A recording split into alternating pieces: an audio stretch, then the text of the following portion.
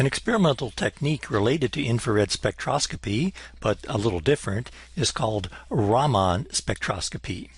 Raman spectroscopy is not an absorption technique in contrast to the two absorption techniques we talked about so far, the rotational and infrared. Instead, Raman spectroscopy is a light scattering technique. And the idea is you shine light, very monochromatic light, onto a sample, and then the light that comes out of the sample is shifted in frequency, and the frequency that is shifted, it corresponds to differences in vibrational energy levels. Let's just see what we mean by that. So here is light coming in, h nu, at a particular frequency. Here's our sample molecule, and the light coming out we're going to put into through a monochromator. And what we'll find, if we look at the spectrum, this is energy on this axis, is that we get the light at the same frequency coming in. Let's call this h nu 0. So this would be the light that just went right through the sample, didn't interact. But what you'll find is you'll have on this side, you'll have some lines, and then you have the mirror image over here on this side. And these differences in energy here, little delta E, which corresponds to a difference in frequency, is related to the vibrational energy levels. So it's a transition between vibrational energy levels. Now, the one way how one explains that is that here you have system. These are vibrational energy levels. This is energy going up this way. This would be the vibrational energy corresponding to 0, 1, 2 quantum number, and so on. One postulates a virtual state, these chemists, virtual state.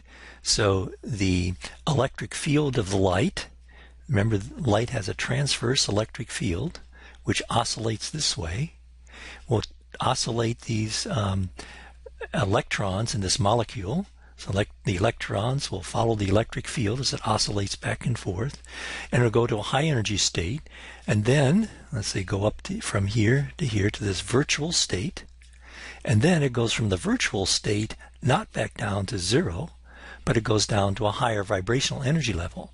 So the light going in was high energy, the light coming out is lower energy, and that shift in energy corresponds to this difference in energy here. One can also start at this vibrational energy level, go up here, and then one goes from that energy level down here. And therefore, the energy that's coming out of the system is greater than the energy going into the system, and therefore you have these lines up here. These lines are called the Stokes lines, and the lines at higher energy are called the anti-Stokes line. So essentially you get a vibrational spectrum by the shifts in frequency from your incoming light. What is governing this, what allows you to do this? Well, the polarizability of the electron cloud around the molecule. So this is an electron cloud here, and polarizability means how easily the electrons can move in response, or by what amplitude the electrons can move in response to an oscillating electric field. Electrons that are very easily polarized will oscillate a lot compared to electrons that are not easily polarized, where they won't oscillate as much. So that's Raman, basically Raman spectroscopy. Now, I've been teaching this course for quite a long time, and I've noticed that sometimes students get a little confused about Raman, the spectroscopist who invented or discovered Raman spectroscopy, and Raman the noodle. These two things are different, so don't be confused. It's not Raman spectroscopy, it's Raman spectroscopy. Selection rules. Selection rules are exactly the same for Raman as they are for infrared absorption spectroscopy. The change in quantum number has to be plus or minus 1. And also a gross selection rule. Remember, for infrared spectroscopy, the vibrations had to give rise to a oscillating dipole moment. Well, for this, the corresponding gross selection rule is electron polarization has to change during a vibration. So you have ability to move the electrons around the electric field, and the way the electrons move has to change when you have a vibration. Now for infrared absorption spectroscopy, what we had was we looked at the irreducible representation corresponding to a particular vibration, and then we looked in the character table and saw whether one of the Cartesian coordinates was transformed or had the same irreducible representation as that irreducible representation for a normal mode. And if they did, then we said that that particular irreducible representation, that vibration, the normal mode corresponding to that, was IR active. Corresponding to that for Raman spectroscopy is not just X or Y or Z, it's a second order, X squared, Y squared, XY, and so on. If the irreducible representation of the normal mode corresponds to one of these, then you would say that irreducible representation corresponding to the normal mode, that normal mode is Raman active. So instead of XYZ is X squared, Y squared, Z squared, X times Y, X squared minus Y squared, Z squared, and so on. Well, let's just look at, try to get that through here. Which of the normal modes of water are or is Raman active? All right, let's look at water. So remember, water had three normal modes, and we'll just reproduce those here. There was this symmetric stretch. There was the asymmetric stretch, where this stretched this way, but this went this way, and this went this way. And then there was that wagging motion, where, this is an H. This went in, this H, that went in, and that went up a little bit. And we saw that this was A1, this was B2, and this was A1. All right, so let's see if the one of these two irreducible representations, A1 and B2 for these normal modes, whether that has the same irreducible representation as a second order Cartesian axis in the character table. So here's the character table, C2V. We're looking for A1 and B2, is that correct? Yes, A1 and B2. A1, oh look, in the character table, X squared, Y squared, and Z squared have the same irreducible representation, A1.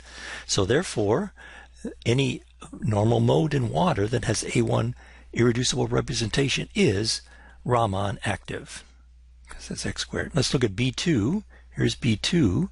B2 has YZ, so the YZ plane has an irreducible representation like B2, which is this one here. So this one is also active, has the same irreducible representation as a second order Cartesian plane in the character table. All normal modes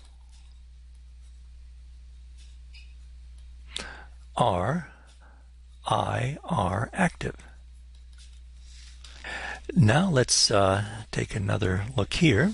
How about CO2? Is the IR inactive mode of CO2 Raman active? So recall, we had carbon dioxide. We had a symmetric stretch of carbon dioxide where this one went out this way, this one went out this way. This did not result in any change of dipole moment, so therefore this is IR inactive. And we saw that this was the sigma, no, that's not a sigma. This was the sigma G plus. And again, this was the D infinity H point group. So let's see if any second order Cartesian system transforms or has the same irreducible representation as sigma G plus. So here's the D infinity H point group character table, and here we have sigma G plus, a totally symmetric. Oh look, X squared plus Y squared and Z squared. So sigma G plus has not only the a symmetric stretch of CO2, but it also has this x squared plus y squared and z squared. So this would be Raman active. So even though you cannot see this stretch in an infrared spectrum, if you did a Raman spectrum, you would see it. All right, so maybe we know something about Raman spectroscopy. And I'd just like to emphasize again that Raman spectroscopy is not an absorption spectroscopy. You're not absorbing light to go directly from one energy state to another. In fact, it's a light scattering technique. Let's take a closer look at why one has to look at second order notations in Cartesian coordinates in order to determine whether something is Raman active or not. Okay, what happens when you have a light coming into a sample? Here's our sample, and we have an electric field this way. Direction of light is that way. This electric field oscillating up and down, is that the electrons are polarized, and the electrons say are initially up this way, something, but then as they interact with the electric field of light, they go up and down, and in general light could be one way or polarized the other way in the x or y direction. If this is a z direction, this is plain polarized light, and in general you could say it's polarized one way or another. So what one has is let's write this way as a dipole, the dipole. So this is transformed or pushed one way to form a dipole in the x direction, the dipole in the y direction, and the dipole in the z direction. So that's what's induced, and you have coming into that electric field in the x direction, electric field in the y direction, electric field in the z direction. Well, note that for plain polarized light, you don't have x or y, you have x and y, but you don't have z. So if we want to couple these two, we can just put 0, 0, 1 here, 0, 0. All right, so the z won't be affected at all. However, let's look at the x. So we have an electric field here, and not necessarily will the electrons be shifted in the x direction because they might be bound to various atoms and so on. So it could be that if you have an oscillation in the x, the electrons, oscillation of the electric field in the x direction, the electrons could be actually moved over into the y direction. So what you'll have are off-diagonal terms which couple the electric field with the way the electrons move when they're polarized. So the fact that these are off-diagonal elements means you need a 2 by 2 matrix. So x couples with x and y couples with x and y. This implies that you need x and y together, or x squared or y squared, or some other second order Cartesian coordinates in order for the electric field to make an electrons move either in the x direction or y direction. So that's why you need these second order terms.